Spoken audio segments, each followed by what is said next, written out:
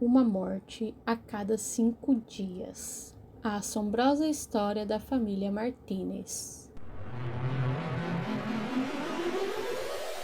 Olá, senhores passageiros. Bem-vindos a mais uma viagem. Acomodem-se em seus assentos de primeira classe e se preparem para a decolagem. Mas antes de partirmos para a nossa viagem de hoje, não se esqueça de curtir, comentar e compartilhar esse vídeo. Ativem também o sininho para não perder nenhuma viagem. E aí, partiu? No vídeo de hoje, eu vou contar a perturbadora história da família Martínez. Andrés Martínez e sua esposa Antônia Pérez viviam em Múrcia, um município da Espanha, junto de seus 11 filhos, já que Antônia esperava mais um bebê. Porém, era um casal que investia pouco tempo em seus filhos, pois ambos trabalhavam para alimentar e sustentar tantos herdeiros, juntamente com seus 2 filhos mais velhos. Com isso, Piedade, a filha de 12 anos de idade, era quem cuidava dos afazeres domésticos, contando apenas com a pouca ajuda de alguns dos seus irmãos, Jesus, de 10 anos, Cristina, de 8 anos e Manuela, de 6 anos. Porém, por conta da idade, não era ajuda suficiente, já que além dos afazeres domésticos, ainda tinha que cuidar dos demais irmãos, que eram mais novos ainda, Andrés, de 5 anos, Fuensanta, de 4 anos, Mariana, de 2 anos e Maria, de 11 meses. Em dezembro de 1965, a família começou a estampar diversos jornais da região. Isso porque uma série de mortes começaram a assombrá-los. Entre dezembro de 1965 e janeiro de 1966, 4 dos 10 filhos já nascidos, de Andrés e Antônia, morreram de forma misteriosa. O terror da família começou no dia 4 de dezembro de 65, quando apenas com 11 meses de idade, a pequena Maria del Carmen Martínez parou de respirar. Maria não havia apresentado nenhum histórico de doença anteriormente. Com isso, o médico a laudou como sendo uma vítima da tão temida meningite. Todos, muito abalados com essa perda tão precoce, nem imaginavam que ainda estava por vir. Antônia estava desolada e achava que essa seria a maior dor que ela poderia sentir. 5 dias depois da morte da Maria, mais um capítulo desse pesadelo. Um segundo filho do casal teve de ser levado às pressas até o hospital, e assim como a sua irmã, o pequeno Mariano, de 2 anos de idade, veio a falecer e as causas, mais uma vez, eram um mistério, já que ele também não tinha um histórico de doença anterior e nada foi constatado pelos médicos. Passados mais 5 dias da morte de Mariano, no dia 14 de dezembro, a filha de 4 anos de idade, Fuensanta, que nesse momento era a caçula da família, também faleceu. Andrés e Antônia estavam devastados e a cada vez mais preocupados, então foram até o hospital mais próximo e explicaram o que estava acontecendo.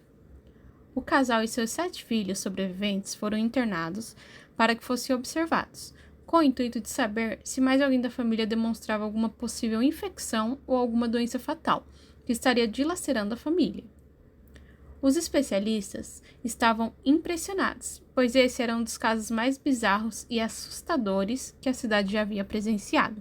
Afinal, foram 3 vidas perdidas, misteriosamente, de uma mesma família em apenas 10 dias. A família ficou em uma espécie de quarentena. Os médicos especularam que as crianças mortas fossem alérgicas a um mesmo componente ou que todas tivessem sofrido algum tipo de intoxicação.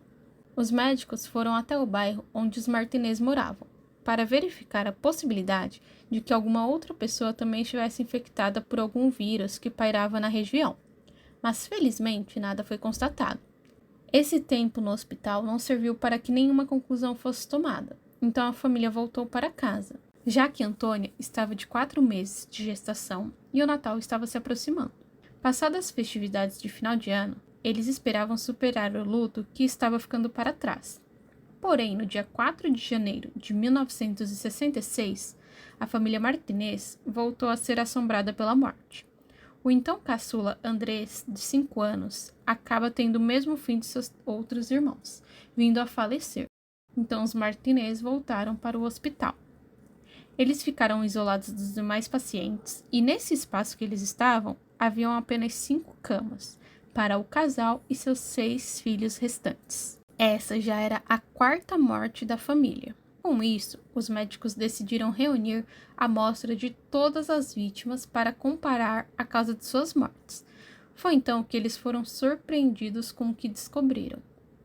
De acordo com os resultados, os 4 filhos de Antônia e Andrés morreram envenenados. As crianças teriam ingerido uma grande quantidade de inseticida e pílulas de polir metais. Com isso, os pais, Andrés e Antônia, eram os principais suspeitos dos envenenamentos e foram presos preventivamente. A essa altura, a mídia estava toda concentrada nesse caso. Com o assédio da mídia para saber mais sobre esse caso inacreditável, alguns jornalistas tiveram acesso às crianças e todos estavam bem assustados com os últimos acontecimentos, exceto uma, que estava sorridente e com um olhar sereno, o que chamou a atenção dos jornalistas. Ao entrevistá-los, eles destacaram que essa irmã foi a última pessoa a estar com as 4 vítimas. Então isso foi levado até às autoridades. Porém, era necessário provas concretas para definirem um culpado. Então, o inspetor da polícia planejou o que faria para chegar nessa prova.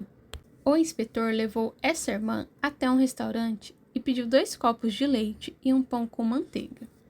A menina estava relaxada, ela se alimentava tranquilamente e conversava sobre sua vida e o que esperava viver futuramente. Foi então que o inspetor pegou uma pílula de veneno utilizada em seus irmãos e fez menção que iria colocar no copo dela. E ela agiu de imediato, segurando a mão do inspetor e repreendendo sua atitude, dizendo que se ele o fizesse, os danos seriam seríssimos. O inspetor notou que ela sabia do que se tratava e o quão perigosa era aquela substância, e a questionou de como ela sabia que aquilo causaria danos e se foi ela que envenenou os irmãos.